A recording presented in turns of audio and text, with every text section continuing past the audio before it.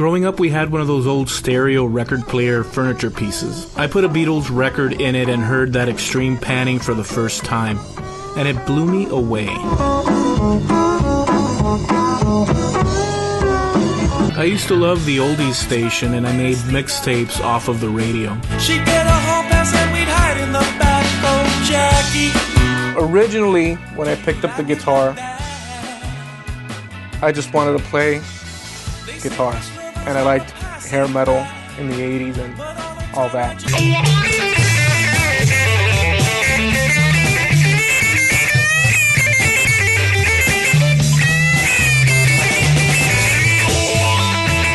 I'm influenced by songwriters, so the Beatles. I'm gonna leave it at that. There's many others. My dad took me down to Ed's Guitars here in Miami. The guy's sales pitch was that I had long fingers, so of course I'd make a great guitarist. We drove home with a Spanish acoustic and a Mel Bay's instructional book. I don't need nobody to give me cloudy weather new. I already had my share. I don't think I've ever done a proper heavy metal song, although it was a big influence. I had started off playing, I even forget what year because I don't even know where I'm at now.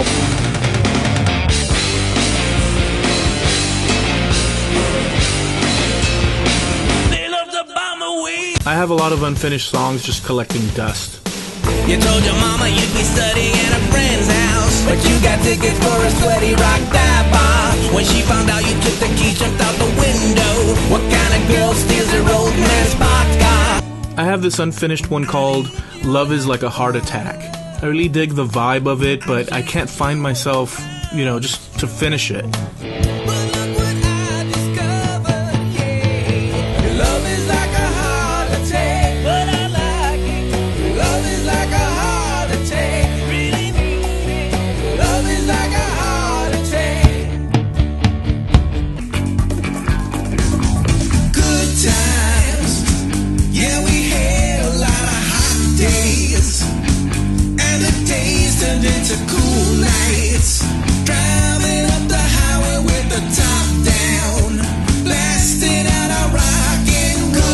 For me to be interested in a song, I have to give something away, something I wouldn't want to share. For it to have value, you have to be exposed, actually.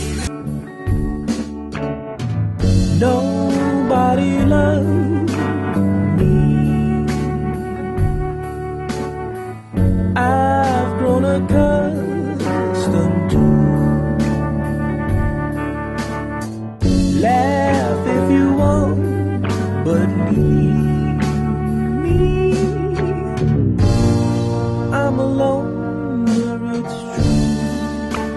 I've got this one voice I like to use when I'm writing those old bluesy folk type songs.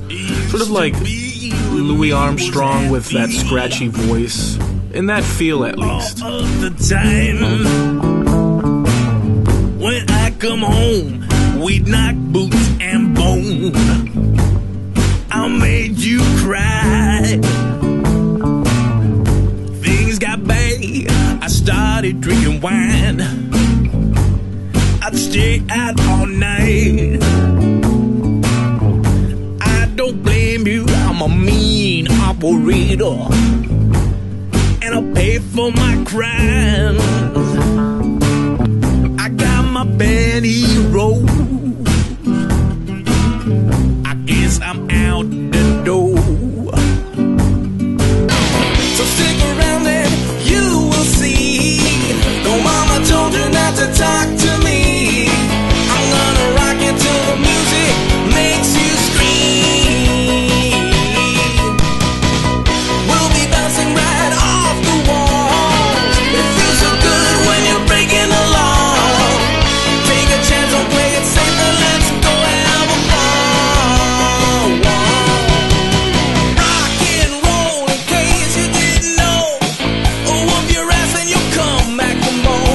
Love is the greatest emotion. It binds us and keeps us. I wonder why I'm so bad at it. But writing love songs can tell really complex stories, not just the simple fulfillment of a longing.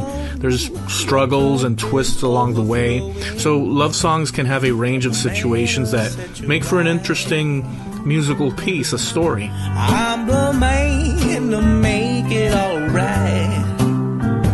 No more cold and lonely, lonesome nights. And when we walk, you won't be left behind. Be my woman, body, soul, and mind. I'm the man to make it alright. No more cold and lonely, lonesome nights. And when we walk, you won't be left behind. Be my woman, body, soul, and mind.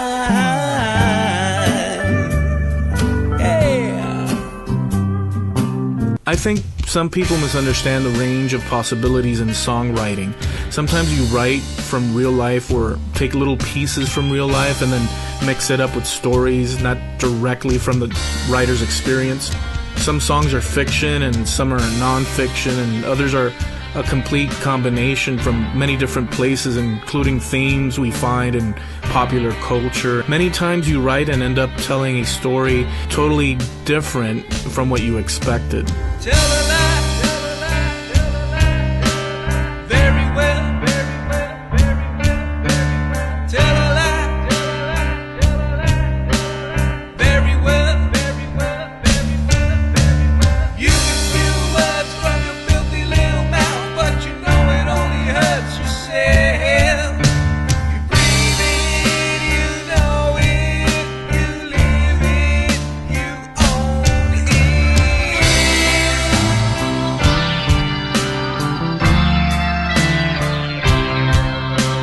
Tell a lie long enough, people will believe. But that's not the way to live your life at all.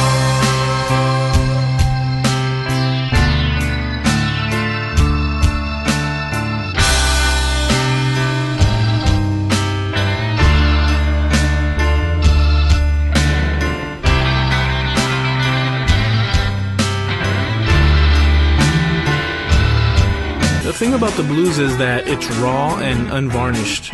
That's always been comforting to me. Just laying it out and telling folks how things went down, how things went wrong, and accompanied by a guitar.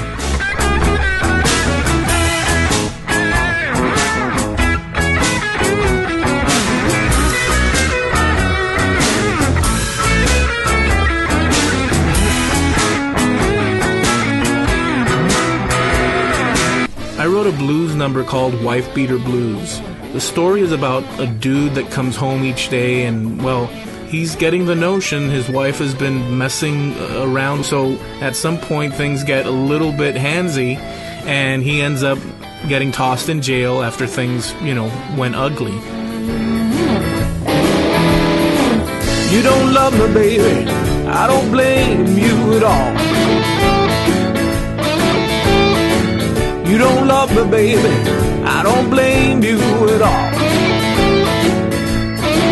'Cause I'm a low-down, no-good, wife-beating criminal. She hit me once, I whack her twice, 'cause she was messing with that mailman mine. Now I'm in jail and she still gets a mail specialty.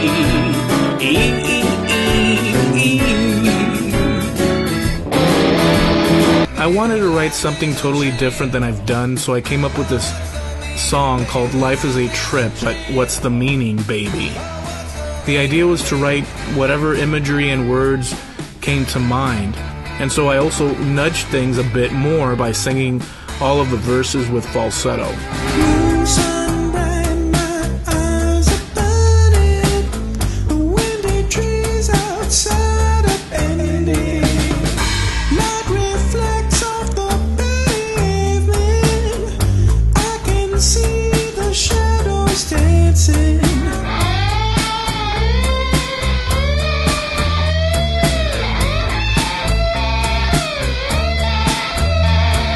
Time Is Passing You By is drenched in reverb. I like the lyrics and the chorus and how I do the vocals, you know, how they came out. It's about appreciating life and the people you love and knowing time is short. Run outside, oh, ain't that sky pretty? I have a thing or two to tell ya before I go. My good friend, it's a shame and a pity I couldn't stay longer to enjoy the show. Oh, no one ever knows when your time has come. I'd rather stand dying than live on the run.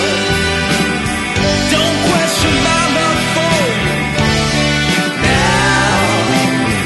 It's forever present, long after I'm gone.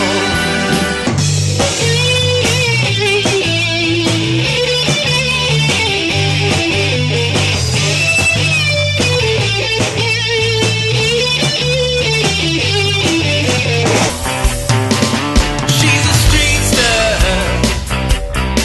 a hellraiser,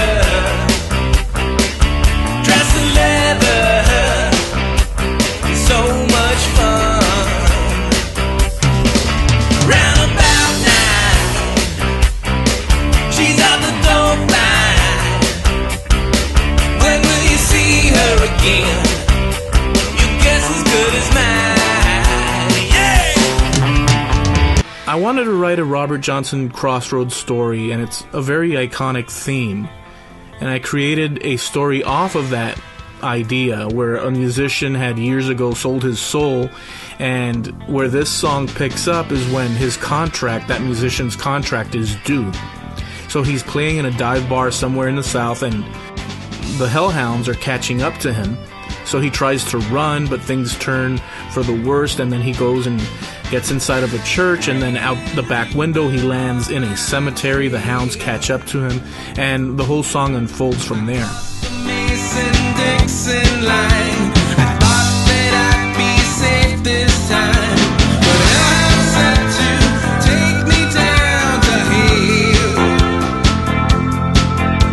And found me in a two-bit dive, playing guitar to survive. And as I packed up for the night, they spotted me as I walked outside. I could see the red blood fire in their eyes.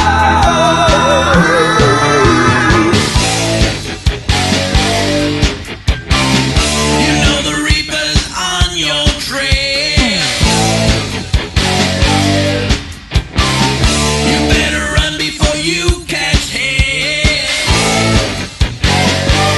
I wanted to write something funky in the style of the Red Hot Chili Peppers, so I came up with the Junkman.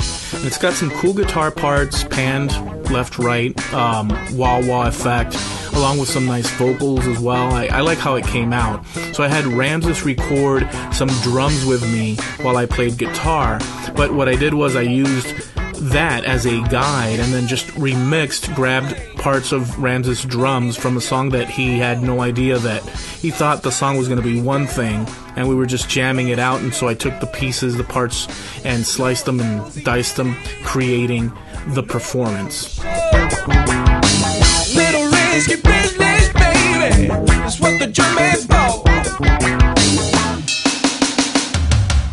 I was thinking just in terms of that echo reverb type vocals they used in the 70s. I wanted to write something like that. I even recorded the video with that cheesy glam style background. Well, all things start with the best of intentions. I did my part, but you crushed my affection, and I'm losing sleep. The theme has always been about loss and how one deals with it for better or worse. That's the story. I believe in God above. Fill my heart with peace and love. I breathe in the air and I hear birds sing. I can climb a mountain 'cause he gave me strength. I may not be forever man, but I can give thanks to the life I have. And you may think it a silly thing,